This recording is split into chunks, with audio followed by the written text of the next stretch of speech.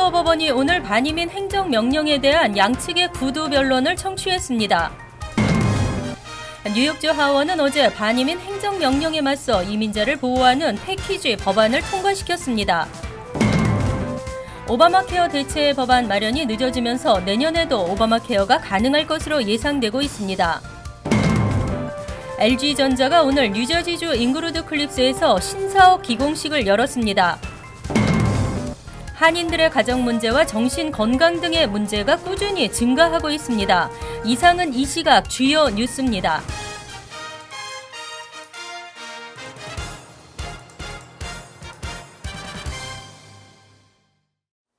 여러분 안녕하십니까? KBN 뉴스입니다. 도널드 트럼프 대통령은 항소심 가처분 결정을 앞둔 반이민 행정명령을 연방 대법원까지 끌고 가겠다는 의지를 표명했습니다. 항소법원은 오늘 양측의 구두 변론을 청취했습니다. 곧 판결을 내놓을 것으로 보입니다. 지한샘 기자입니다.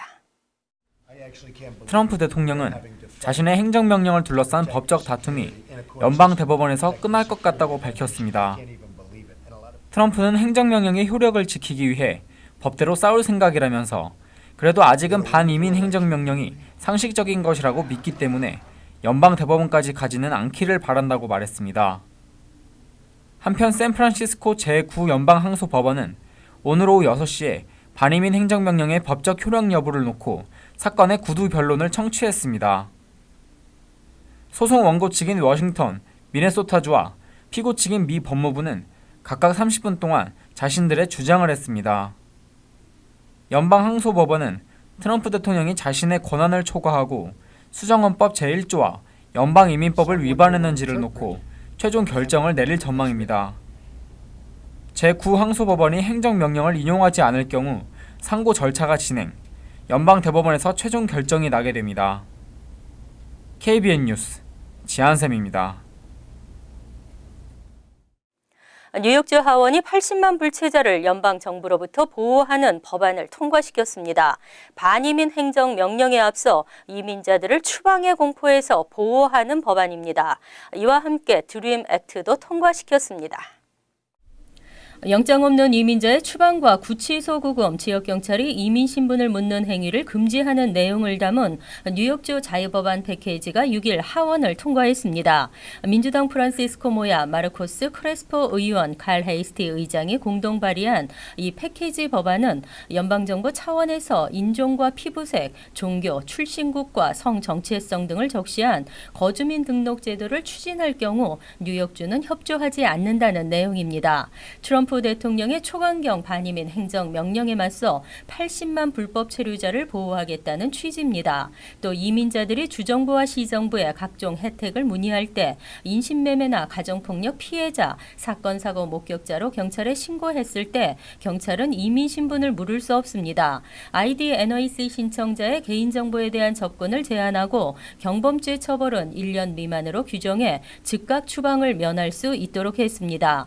칼 헤이스티 의장은 이민자들이 추방에 대한 불안과 공포에 떨지 않도록 돕겠다고 밝혔습니다.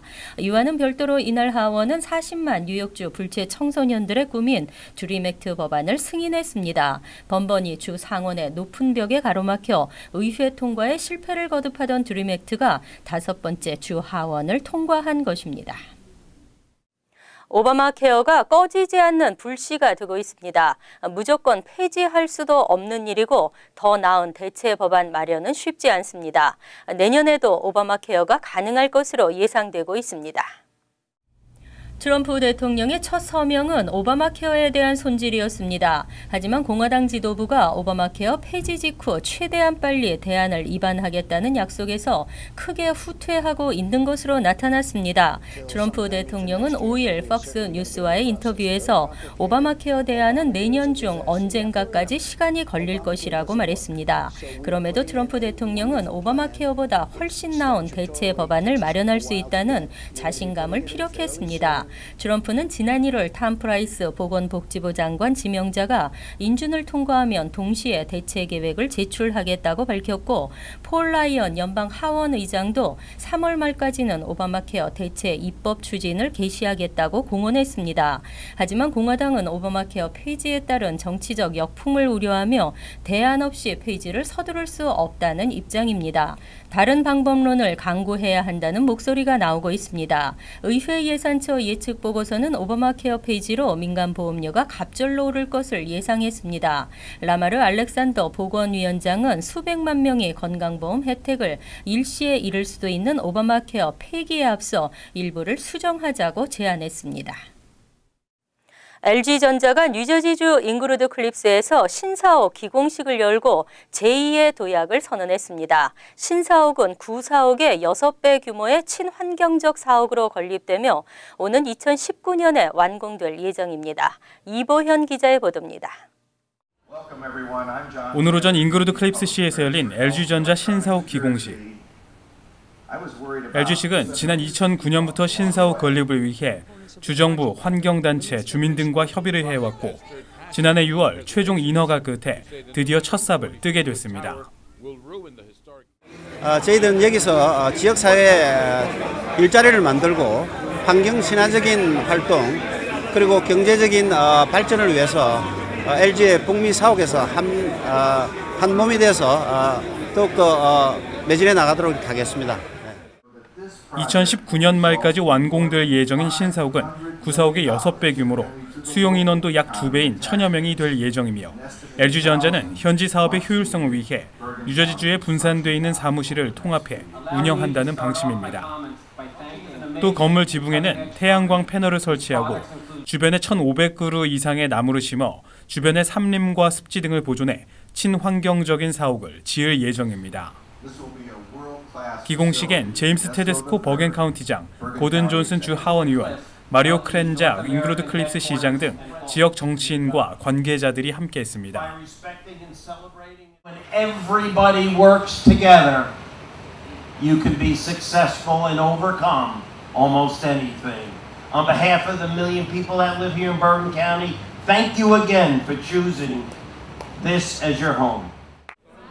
한편 북미 시장은 LG전자의 해외 시장 중 약 30%를 차지할 정도로 가장 비율이 높은 곳입니다. LG전자는 신사옥 건립을 기점으로 미국 프리미엄 가전 시장을 집중 공략해 제2의 도약을 이뤄낸다는 계획입니다. KBN 뉴스 이보현입니다. 트럼프 취임 2주가 지나가고 있지만 변화는 2년을 방불케 하고 있습니다. 취업이민 시스템에도 변화가 예상되면서 최근 노동허가 승인을 받은 한인도 감소한 것으로 나타났습니다. 연방노동부가 최근 발표한 2017 회계년도 1사분기 노동허가서 발급 현황에 따르면 노동허가 승인 한인 취업이민 신청자는 7%인 15,093명으로 집계됐습니다. 지난해보다 무려 20.3%나 감소한 것입니다. 직전 회계년도 한인들의 노동허가 승인이 큰 폭으로 증가했던 것과는 대조적입니다. 이 기간 승인된 전체 노동허가서는 총 22,523건으로 전년도 같은 기간보다 1,500건이나 감소했습니다. 한인들의 노동허가 승인은 국가별 세 번째를 차지했습니다. 2014년 4위에서 2015년과 2016년 3위를 꾸준히 이어가고 있습니다. 노동허가 승인이 가장 많은 1위는 인도 12,128명, 다음은 중국 1,982명으로 나타났습니다. 비자별 노동허가 승인 건수는 전문직 취업 비자 소지자가 72%, 16,199명으로 최다를 기록했으며 주재원 비자, 학생 비자 소지자는 각각 6%와 5%를 차지했습니다. 직종별로는 컴퓨터 및 수학 분야 16,767명, 매니지먼트 1,802명, 건축 및 엔지니어링 1,791명 등의 순으로 예년과 비슷했습니다. 한편 트럼프 당선으로 H-1B의 적정임금 인상 등 취업이민 시스템에도 변수가 예상되고 있습니다.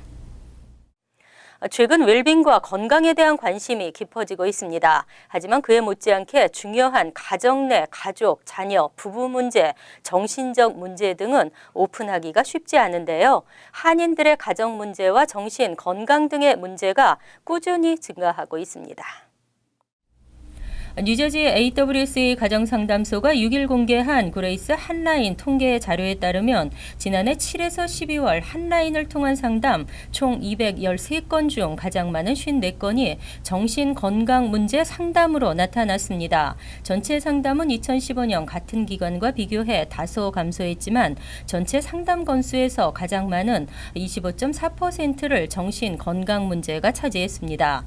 재정 문제로 인한 우울증 등 정신건강 문제를 고민하는 한인들이 여전히 많은 것으로 분석됐습니다. 가족 및 부부 갈등으로 인한 상담 건수도 완만한 증가세를 보여 2015년 하반기와 비교할 때 30건에서 33건으로 늘었습니다. AWSA 관계자는 아직도 정신 건강에 대한 문의가 차지하는 비율이 가장 높긴 하지만 부부 간의 문제가 한인 사회에서 심화되고 있다고 말했습니다. 한인 사회 내 가정 불화와 폭력, 배우자 학대와 자녀 문제, 노인, 가정 불화 등이 이어지고 있고 이러한 원인은 가정 경제에도 큰 영향을 주는 것으로 나타났습니다. 다음은 교육 프로그램 문의가 39건으로 그 뒤를 이었으며 가족 및 부부 갈등 상담이 33건이었고 공공보조에 관한 관심도 높아 전체 13.6%를 차지했습니다. 이 밖에 법률 상담 30건, 약물 및 게임 도박, 중독 9건, 가정폭력 및 아동 성적 학대 6건 등으로 조사됐습니다. 뉴욕시 주택 희망자들은 주로 40만에서 60만 달러대의 주택을 가장 많이 검색하는 것으로 나타났습니다. 최근 뉴욕시 럭셔리 주택 붐에도 예산에 맞는 적절한 집을 구매하려는 뉴요커가 늘고 있습니다. 지난해 뉴욕시 주택 구매 희망자들의 13.7%는 40만에서 60만 달러 가격대의 주택을 검색한 것으로 나타났습니다. 부동산 리스팅 전문 검색 엔진 스트릿 이지가 20만 달러 구간 단위로 이용자들의 검색 동향을 분석했는데 60만에서 80만 달러 가격대 주택 검색 비율은 13.3%로 두 번째로 높았으며 80에서 100만 달러 가격대의 주택을 검색한 이용자는 12.3%로 나타났습니다. 20만에서 40만 달러대의 주택을 검색한 비율도 9.6%였습니다. 모두 100만 달러 이하의 주택 구매를 희망하는 이용자 비율이 절반을 차지했습니다. 맨해튼과 퀸즈 주택 리스팅 검색에서는 모두 60만 달러 이하 주택을 선호했고 브루클린의 경우에는 40만에서 60만 달러 가격대의 리스팅이 가장 많이 검색됐습니다. 100만 달러 이상 주택을 검색한 비율은 모두 한 자릿수를 넘지 못했고 다만 140만에서 160만 달러 가격대의 검색 비율은 8.1%로 나타나 가장 높았습니다. 스트릿 이지는 뉴욕시 고가의 럭셔리 주택 개발 붐에도 뉴요커들은 저가의 주택 구매를 희망한다고 풀이했습니다.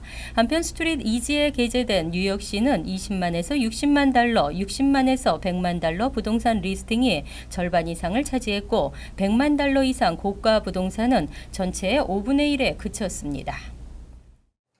뉴욕시가 점점 안전해지고 있는 것으로 나타났습니다.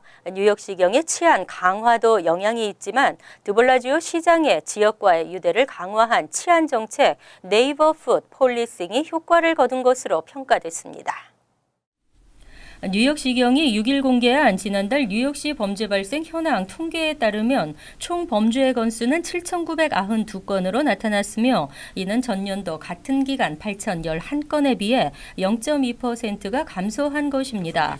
제임스 오닐 시경국장은 지난해에 이어 2017년에도 계속적인 범죄 감소세를 이어가고 있다고 밝혔습니다. 범죄별로 보면 살인이 9.1% 감소했고 강도 사건은 100여 건이 감소했으며 중폭행도 90여 건이 감소했고 총격 사건은 59건에서 58건으로 감소했습니다. 빌 드 블라지오 뉴욕시장은 지난해부터 시작한 네이버푸드 폴리싱이 효과를 나타내고 있다며 이 흐름을 이어갈 것이라고 말했습니다. 네이버푸드 폴리싱은 각 지역 경찰서에 특별 임무를 담당하는 경찰관을 파견하는 제도로 경찰관은 배치된 경찰서 지역의 커뮤니티 주민들과 소통하며 커뮤니티와의 유대를 증진하고 갈등을 개선하는 것입니다. 이를 통해 범죄를 미리 예방할 수 있도록 하는 것입니다. 이처럼 최근 범죄 발생률이 줄어들면서 뉴욕시는 역사상 가장 안전한 도시가 되어가고 있습니다. 오닐 시경국장은 앞으로도 치안 강화를 위해 총력을 기울이겠다고 밝혔습니다. 어떤 일이 있어도 차압할 수 없는 것이 소셜 연금으로 알려져 있지만 죽음으로만 피할 수 있는 학자금 융자 대출로 인해 소셜 연금이 압류당하고 있습니다. 자녀나 손자, 손녀의 학자금 대출로 압류당하는 경우도 있는 것으로 나타났습니다. 의회 회계감사국 보고에 따르면 2014에서 15회계년도 소셜 세큐리티 연금을 압류당한 11만 4천 명은 학자금 부채 체납이 원인인 것으로 밝혀졌습니다. 갈수록 학자금 체납과 관련한 소셜 연금 압류 사례가 늘고 있으며 특히 이 중 절반 이상은 저소득층 노인으로 조사됐습니다. 학자금 융자 부채는 신체 불구 또는 사망하지 않는 경우를 제외하면 면제되는 일이 없기 때문에 자녀나 손자 등의 학자금 부채를 은퇴 후까지 갚고 있는 노인들이 늘고 있으며 소셜 세큐리티 연금까지 압류당하고 있는 것입니다. 소비자금융보호국 자료에 따르면 학자금 부채를 가지고 있는 60세 이상의 수는 2005년 70만 명에서 2015년 280만 명으로 4배가 늘었습니다. 부채 총액도 2015년 기준 약 667억 달러로 조사됐습니다. 부채 불이행 비율도 50세 미만에서는 17%로 나타났는데 65세 이상에서는 은퇴 상태에서 빚을 갚을 능력이 부족해 부채 불이행 비율은 40%로 높게 나타났습니다. 2014년 연방정부는 소셜연금 가압류로 1억 5천만 달러를 회수했습니다. 정치권에서는 이러한 연금 강제 징수를 재고해야 한다는 의견이지만 현실화되지는 않고 있습니다.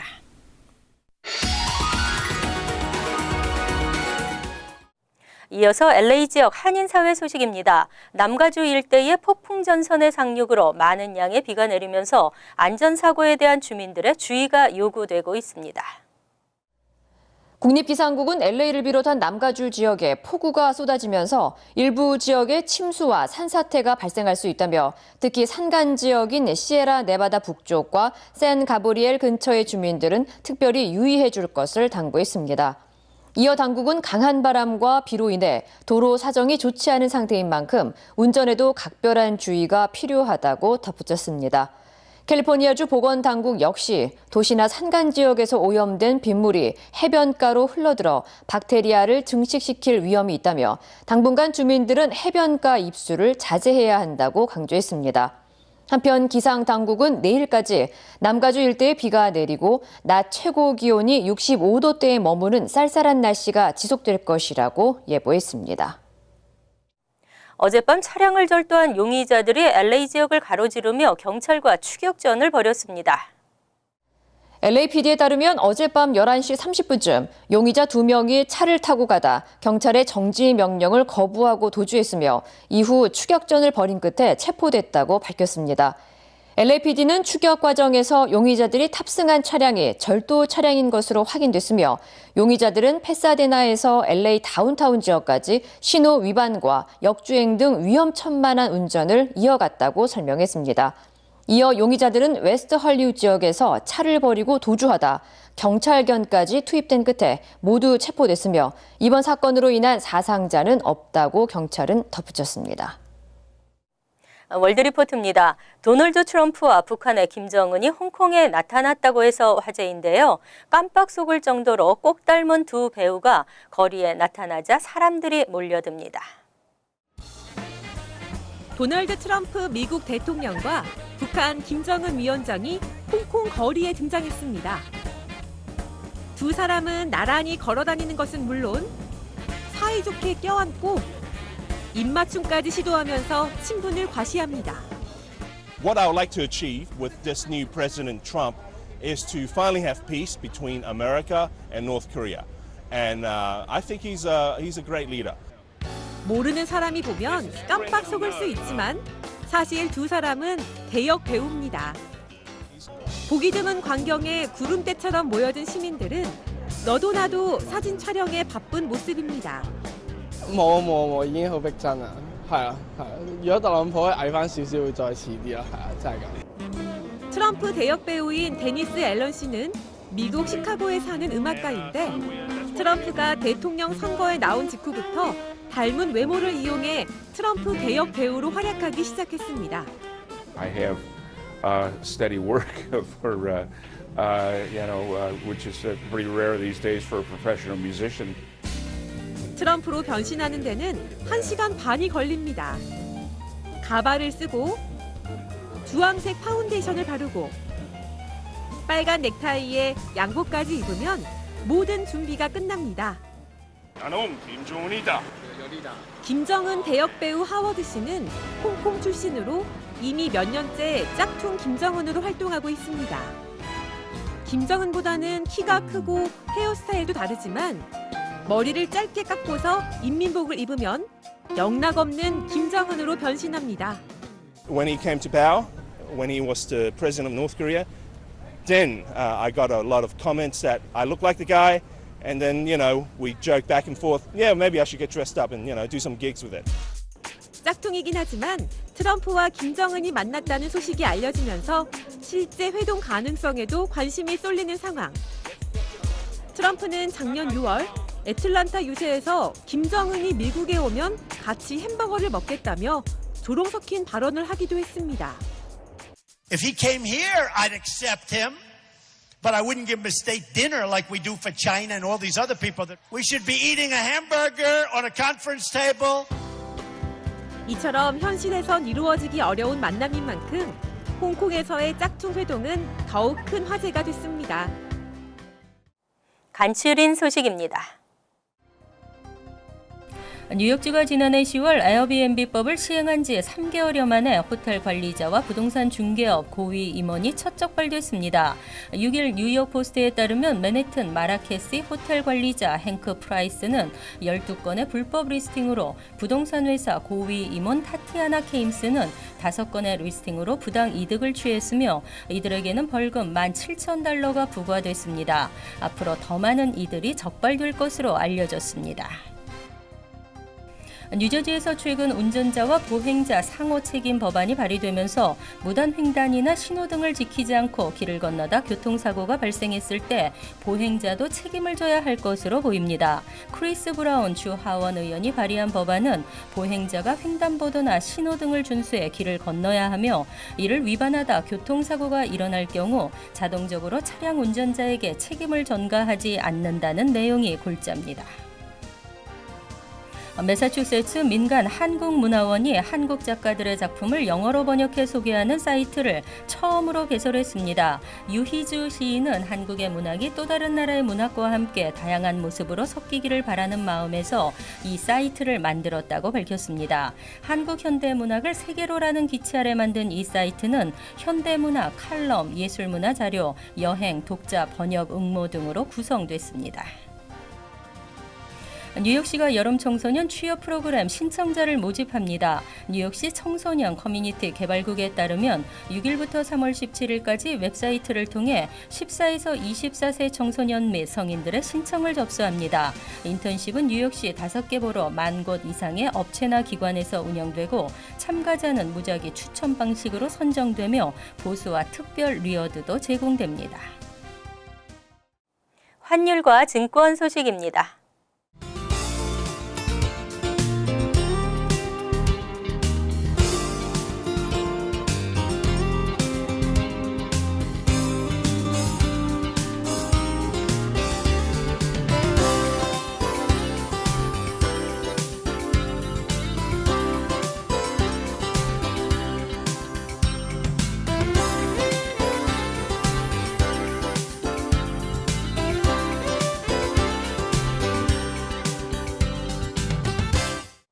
이어서 날씨입니다.